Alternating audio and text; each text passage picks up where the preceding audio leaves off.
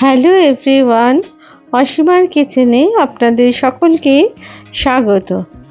বাজারে এই সময় প্রচুর হলুদ রঙের ফুলকপি পাওয়া যাচ্ছে, তাই এর ডালনার রেসিপি নিয়েই আজকে আমি হাজির হয়েছি।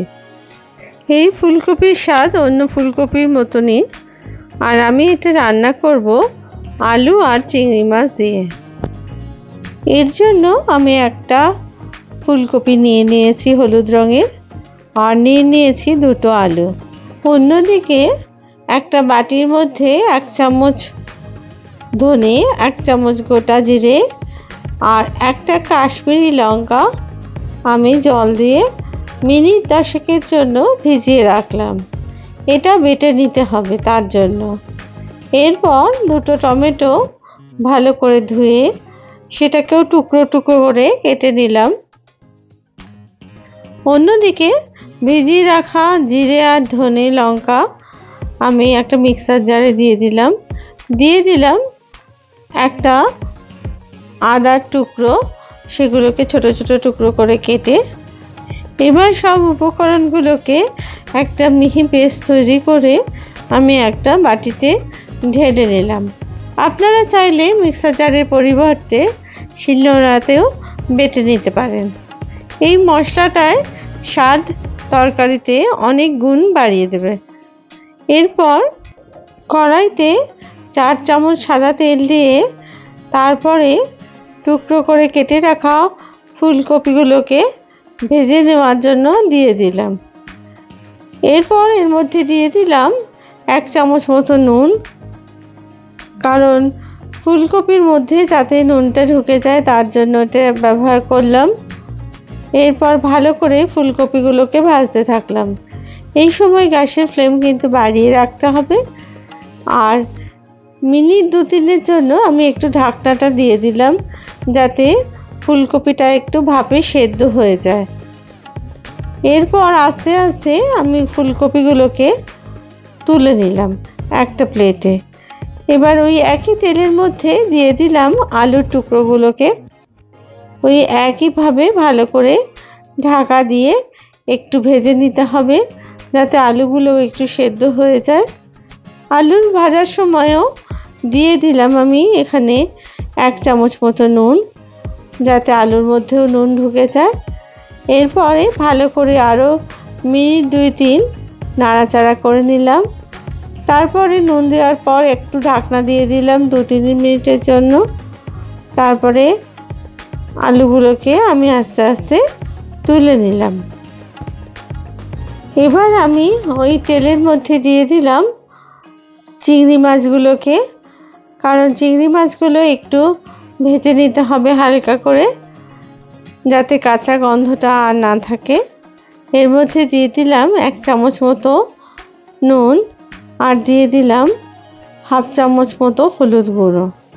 তারপরে ভালো করে নেড়ে ছেড়ে চিংড়ি মাছগুলো মিনিট 2-3 মাছগুলোকে তুলে নিতে হবে, কারণ বেশি ভাজলে চিংড়ি মাছ শক্ত হয়ে যায় এবং তাতে তরকারির স্বাদও ভালো লাগবে না। এরপর আমি কড়াইতে তেল দিয়ে 3 চামচ মতো আমি দিয়ে দিলাম 1 চামচ মতো গোটা জিরে আর একটা কাশ্মীরি লঙ্কা। এই কাশ্মীরি লঙ্কাটা দিলাম যাতে করে তরকারির গন্ধ ও স্বাদ দুটোই যেন খুব ভালো হয় তার জন্য। এরপর কুচিয়ে রাখা দুটো পেঁয়াজ সেটা দিয়ে দিলাম কড়াইয়ের মধ্যে। এবার ভালো করে পেঁয়াজগুলোকে ভাজতে থাকলাম। আমি একটু পরে এই লঙ্কাটাকে তুলে রাখলাম, কারণ শেষের দিকে এই লঙ্কাটা আমি আবার ব্যবহার করব ঝোলের মধ্যে, যাতে সুন্দর গন্ধ হয়। দিয়ে দিলাম দুটো তেজপাতা। তারপরে পেঁয়াজটাকে ভালো করে ভাজতে থাকলাম। এই সময় গ্যাসের আঁচ যেন মিডিয়াম রাখবেন, আর খুব বেশি তেল দেওয়ার দরকার নেই, এই তেলেই পেঁয়াজটা ভাজা হয়ে যাবে। আরও মিনিট 2-3 পেঁয়াজটাকে ভেজে নিতে হবে। তারপর এর মধ্যে দিয়ে দিতে হবে টমেটো কুচিগুলোকে। এরপর একটা ঢাকনা দিয়ে দিতে হবে, যাতে করে টমেটোটা আর পেঁয়াজটা নরম হয়ে যায়। তার জন্য ভালো করে ভেজে নেওয়ার পরে যতক্ষণ না পেঁয়াজ আর টমেটো নরম হচ্ছে ততক্ষণ এটাকে ভাজতে হবে। গ্যাস একদমই বাড়ানো যাবে না, নচেত পুড়ে যেতে পারে পেঁয়াজটা আর টমেটোটা। এর মধ্যে এবার দিয়ে দিতে হবে 1 চামচ মতো হলুদ গুঁড়ো আর 1.5 চামচ মতো নুন। এটা আপনারা আপনাদের স্বাদ অনুযায়ী দেবেন। এরপর দিয়ে দিলাম ভেজে রাখা চিংড়ি মাছের যে জলটুকু ছিল সেটা, আর দিয়ে দিলাম বেটে নেওয়া মশলাটাকে। সমস্ত মশলা ভালো করে কষিয়ে নেওয়ার জন্য একটা ঢাকনা দিয়ে দিয়েছিলাম যতক্ষণ না এটার থেকে তেল বেরিয়ে আসে। এবার মশলাটাকে ভালো করে কষিয়ে নিতে হবে। আমি এখানে কোনো জিরের গুঁড়ো বা ধনের গুঁড়ো ব্যবহার করিনি। মশলাটাকে ভেজে নেওয়ার পরে এবার আমি দিয়ে দিলাম ফুলকপি আর আলুটাকে। তারপরে মিনিট 2-3 ঢাকা দিয়ে দিলাম যাতে করে মশলাটা সম্পূর্ণভাবে ফুলকপি আর আলুর মধ্যে ঢুকে যায়। বারবার ঢাকনা দিয়ে ঢাকনা খুলে এভাবে নাড়াচাড়া করে ফুলকপি আর আলুটাকে মশলার সাথে ভালো করে কষিয়ে নিতে হবে। মিনিট 2-3 পরে এর মধ্যে এবার দিয়ে দিতে হবে ভেজে রাখা চিংড়ি মাছগুলোকে। চিংড়ি মাছগুলোকে মশলার সাথে ভালো করে কষিয়ে নিতে হবে। একটা ঢাকনা দিয়ে দিতে হবে মিনিট 2-1 জন্য, কারণ যাতে করে মশলাটা ঢোকে চিংড়ি মাছের মধ্যে।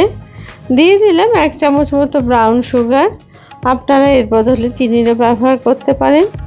তারপরে ভালো করে ফুলকপি, আলু আর চিংড়ি মাছটাকে কষিয়ে নিতে হবে। এরপর দিয়ে দিলাম 150 মিলিলিটার মতো জল। অবশ্যই এটা গরম জল ব্যবহার করবেন, তাহলে তরকারির স্বাদ একদম একই রকম থাকবে।